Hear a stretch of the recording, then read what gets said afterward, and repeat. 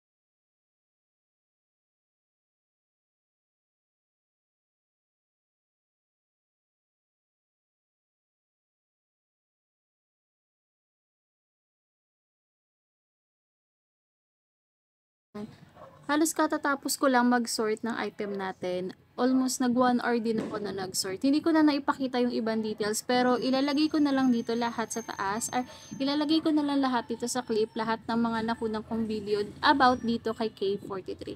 Ayan, pasensya na kayo guys, nandito kasi tayo ngayon sa labas namin.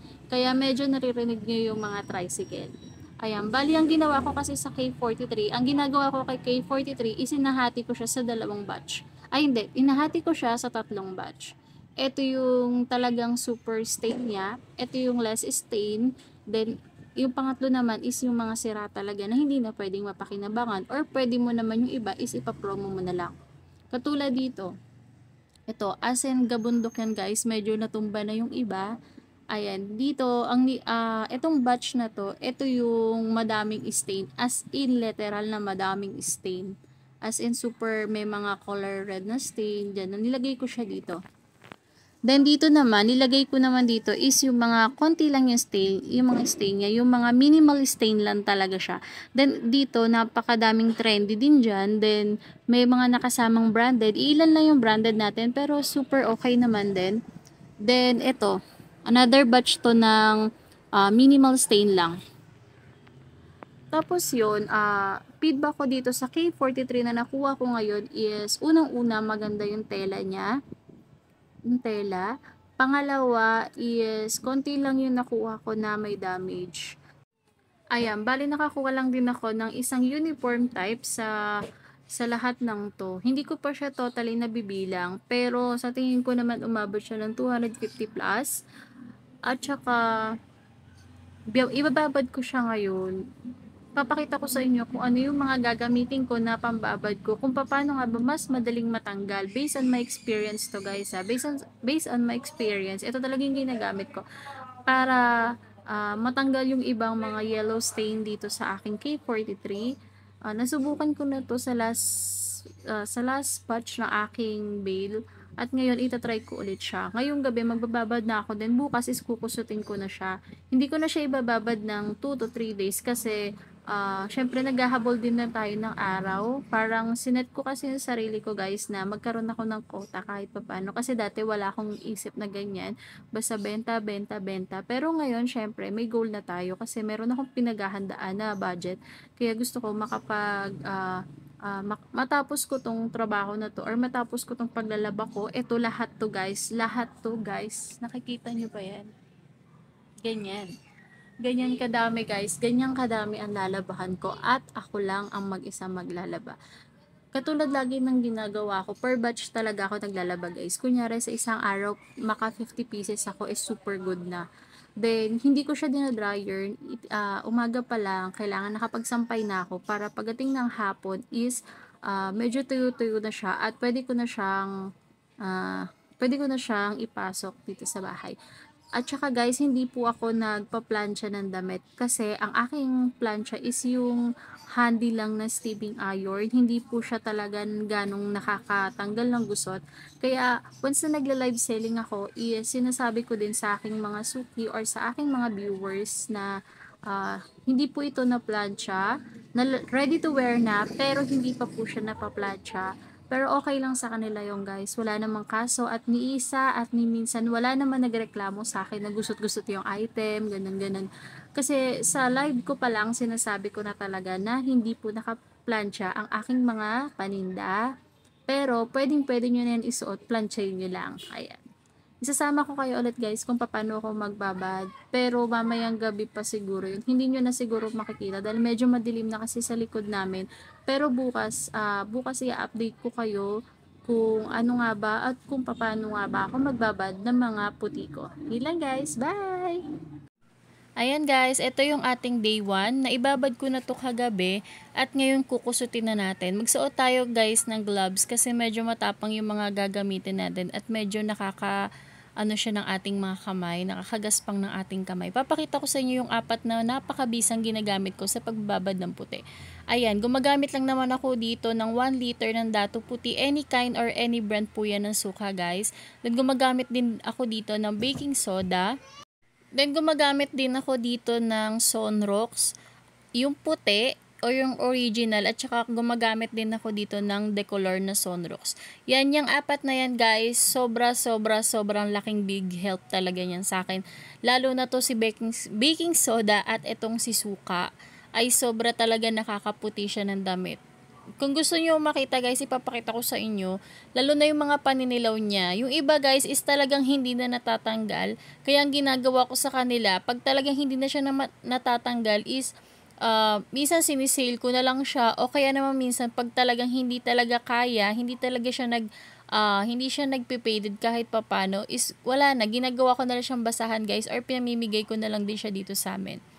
Ayan, nakita nyo tong damit na to guys, sobrang dilaw niyan, as in literal na napakadilaw. Kitang-kita nyo naman sa video na napakadilaw niya talaga at ibang-iba yung kulay niya.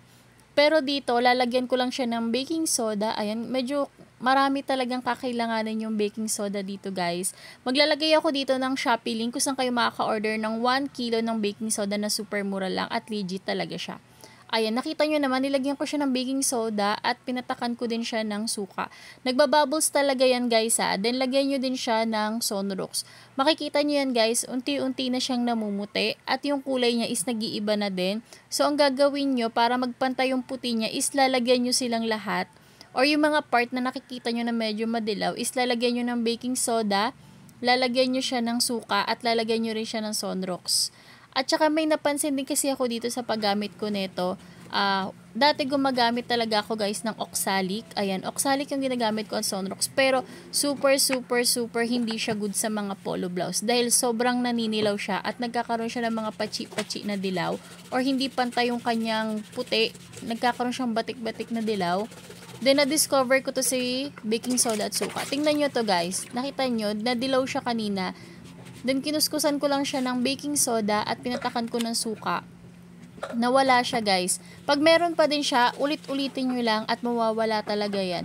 Dito din, napansin ko din dito na kahit lagyan ko siya ng Sonrox, is hindi siya naninilaw, guys. Kasi, siguro dahil meron ding baking soda at suka, siguro nag-aagawan yung kanilang mga functions, ewan, basta ganun. Basta yun ang napansin ko sa kanya, kaya talagang sobrang big help sa akin talaga nito guys. Ayan.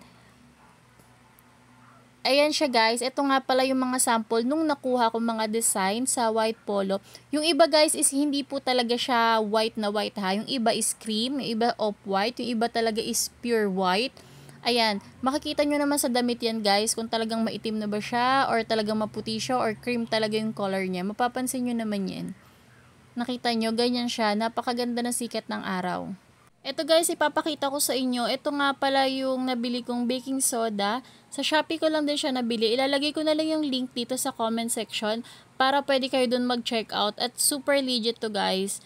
Hindi ko, parang 39 pesos ko lang ata siya nabili for 1 kilo. Kasi, syempre yung nasa Tetra Pak is nasa 25 pesos na siya. At super konti lang talaga ng malalagyan mong damit.